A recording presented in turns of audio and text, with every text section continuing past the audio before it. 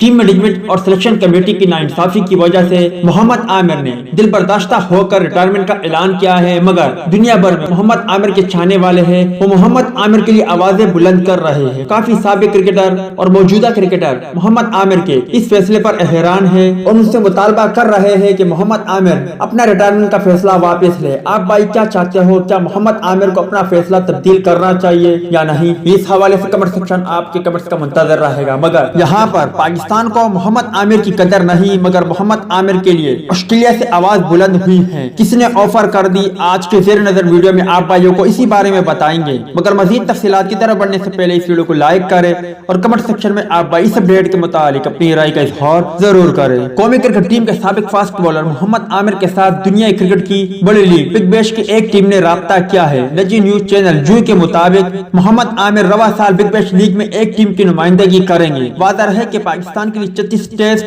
61 one day और 50 टी20 matches खेलने वाले मायनाज फास्ट बॉलर मोहम्मद आमिर ने टीम मैनेजमेंट से नाराज होकर गुज़िश्ता दिनों रिटायरमेंट का ऐलान किया था। इसके अलावा अगर बिग बैश लीग में पाकिस्तानी खिलाड़ियों को देखा जाए जिन्होंने खेला है और खेलते हैं, उनमें इमाद वसीम, हारिस रऊफ और दिलबर हुसैन पेश है। उम्मीद है दोस्तों कि आज की वीडियो भी आपको पसंद आई होगी। टेक केयर, बाय बाय, अल्लाह हाफिज।